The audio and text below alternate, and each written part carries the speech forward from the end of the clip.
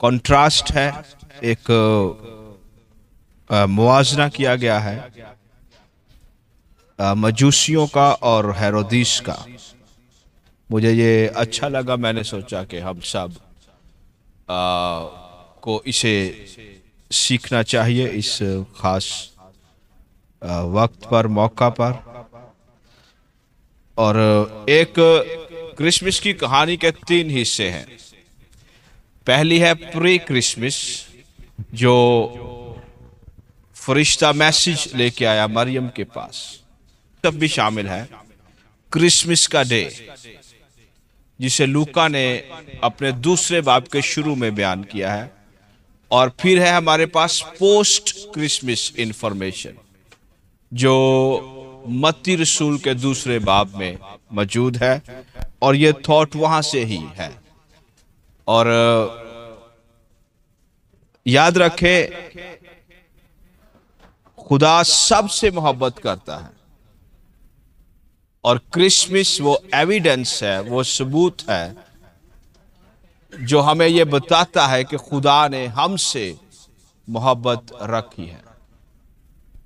लेकिन इसके साथ साथ खुदा मुआवजा भी करता है। जिस खुदा की मैं सिताइश करता हूं, हम सिताइश करते हैं, जिसके बारे में हम सीखते हैं या सीखने की कोशिश कर रहे हैं, वो फर्क भी करता है। मिस्र में उसने कहा मूसा से, और मूसा ने यह बात फिरौन से कही कि आज रात साबित होगा कि खुदा तेरे लोगों के दरमियान और मेरे लोगों के दरमियान फर्क करता है। और अगर इंसानी तख्लीक की बात करें, तो खुदा ने हमें तख्लीक इस तरीके से किया है कि हमारा जो फिंगरप्रिंट है, थंब इंप्रेशन, ये 7 बिलियन जो लोग हैं इस दुनिया के अंदर, 7 अरब, किसी के साथ नहीं मिलता। और इसका मतलब है खुदा की मोहब्बत अगरचे गैर मशरूत है, अगरचे दुनिया के लिए है, अगरचे यकसा है, लेकिन उसका टेस्ट बदल जाता है जब गुनाहगार क्रिसमस के मसीह का अपनी जात में तजर्बा करता है। और इसलिए मसीह का तजर्बा होना लाइफ के अंदर इतना अहम है जितनी अहम निजात या दुनिया की आखिरत में मसीह की दूसरी अदालत से बचना। इस दुनिया में भी हमारी अदालत होती रहती है, लेकिन जब सफेद तख्त लगेगा, आपको याद होना चाहिए मसीह ने एक दरख्त की अदालत की। उसे कहा तू सूख जा, तू फल ना लाए, और वो जड़ों तक सूख गया। तो पैगाम ये है, जिम कैंप की कमेंट्री से उसने कंपैरिजन किया है, कॉन्ट्रास्ट दिया है।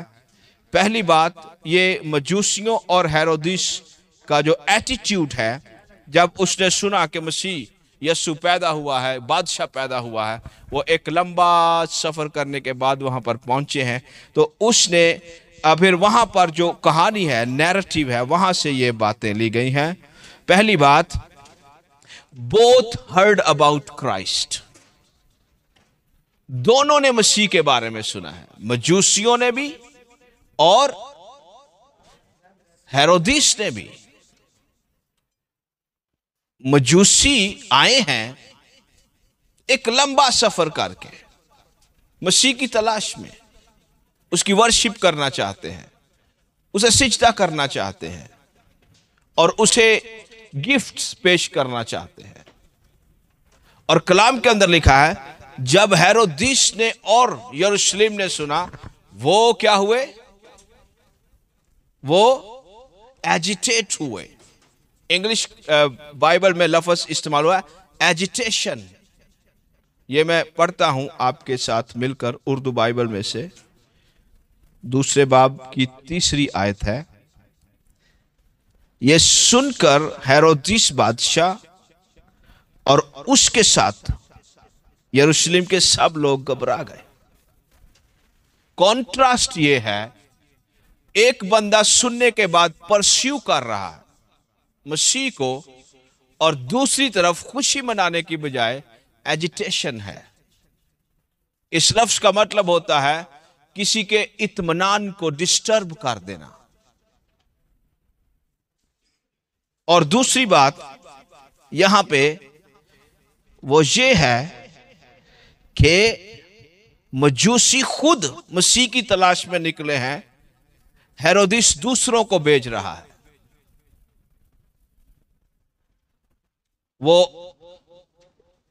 बाबल से आए हैं, एक लंबा सफर, और कहा जाता है शायद उन्हें 1 साल लग गया यीशु तक पहुंचने में।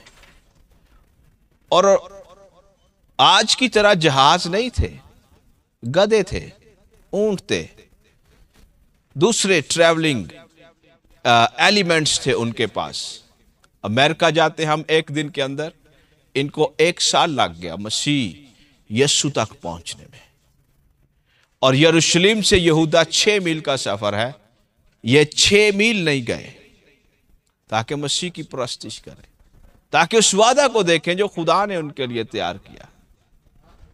और तीसरी बात, मजूसी यीशु की वर्शिप करना चाहते हैं, और ये मसीह यीशु के पैदा होने से थ्रेटन्ड फील कर रहा है कि मेरी पोस्ट चली जाएगी, मेरा ओहदा चला जाएगा। बुलाए हुए कभी भी ओहदों के पीछे नहीं दौड़ते।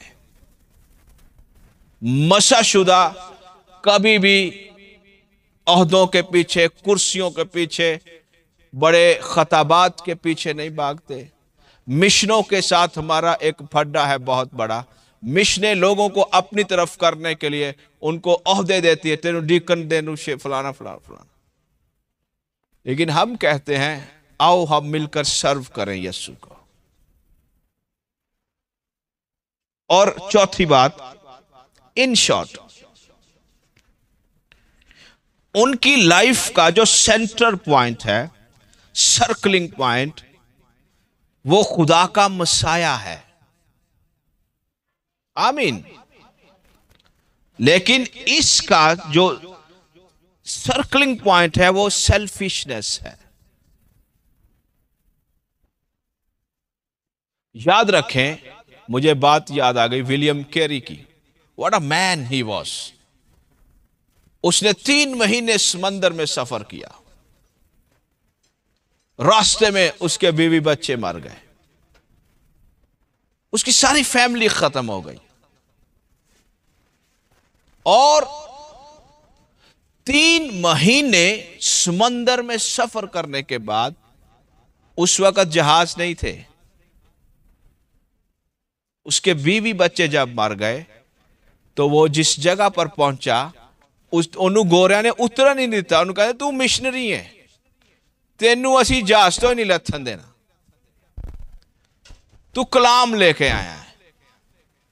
उसे फिर किसी और बंदरगाह पर उतारा गया। और यहां पे पॉइंट यह है कि जब तक मसीह यीशु हमारी जिंदगियों का मरकज नहीं है, Christmas has nothing to do with. ये बेमायनी बातें हैं। मैं ये नहीं कह रहा कि क्रिसमस का मैसेज बेमायनी है। Without the experience of Jesus, मसीह यीशु के शख्सी तजर्बे के बगैर क्रिसमस के अंदर जो लाइफ है, जो जहन्नम को चीरती है, जो बदरूहों को डराती है, उस तक हम नहीं रीच कर सकते। और 5वीं बात,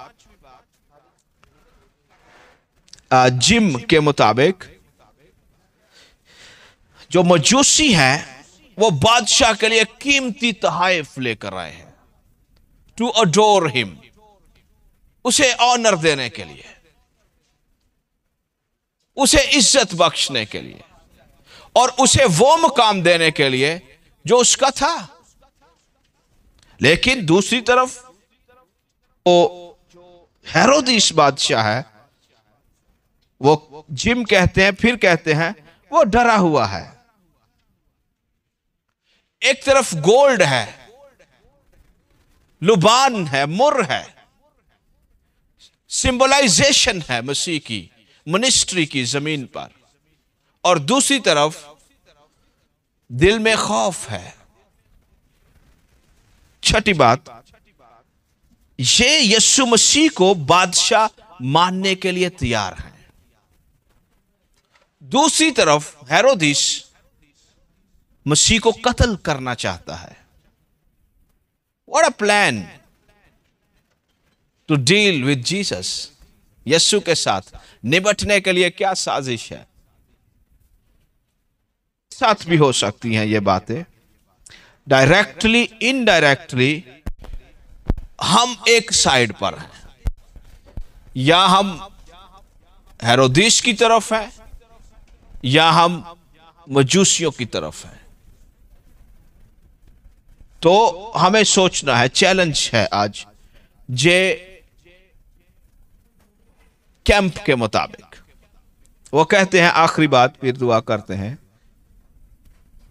वो कहता है मैं अंदाजा लगा सकता हूं कि मजूसी जब वापस गए उन्होंने खुशी की खबर दुनिया में फैलाई। एक बाबली असीरी है जिसमें 13 से 16 साल का नौजवान था, टीन एजर डैनियल। उसने तकरीबन 3 बादशाहतों को सर्व किया है, 2 को, पर्शियन एंड मीडिस को। और उसमें उसको खुदा ने अपना रेवलेशन दिया एक किताब की सूरत में, और उसने अपनी सारी जिंदगी वहां पर गुजारी असीरी के बाद।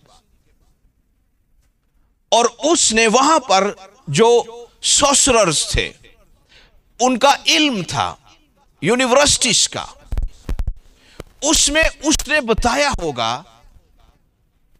कि जो बादशाह की प्रस्टिश तुम करते हो यह हकीकी वर्शिप नहीं है। एक दिन यहूदा में एक इंसान की सूरत में बादशाह पैदा होगा, वो सिताइश के लायक है। और बहुत सारी रिसर्च ये कहती है कि दानियल ने जो बीज तकरीबन 500 साल पहले, 600 साल पहले बाबुल में बोया, उसका बीज उसे 600 साल बाद मिला मजूसियों की निजात की सूरत में। और इन्होंने जाकर मसीह के बारे में बताया होगा कि what a Christ he is. आमीन। लेकिन दूसरी तरफ हेरोदेस के बारे में फिर मिस्टर जिम कहते हैं कि वो साजिश कर रहा है यीशु को मारने के लिए, और जिसकी वजह से उसने इनोसेंट चिल्ड्रंस को, बच्चों को कत्ल करवा दिया। He wanted to kill Jesus to keep his position. लेकिन मजूसी अपनी पोजीशन को छोड़कर आ गए और मसीह उन्हें मिल गया। आज मैसेज ये है, सिंपल, इन 7 पॉइंट्स में से कि हमें मसीह का तजर्बा करना है, और उस तजर्बे को, उस एक्सपीरियंस को हमने आगे दूसरों तक फैलाना है। और जो विजडम एंड लीडरशिप का पर्पस हरगिज आपको इल्म देना नहीं है, सिर्फ we want you to experience Jesus, Holy Spirit, the love of Father, ताकि हम सब मिलकर तजर्बात करें मसीह की जलाली अंजील के, और दूसरों तक इस इंजील को फैलाने का हम वसीला बने। आमीन।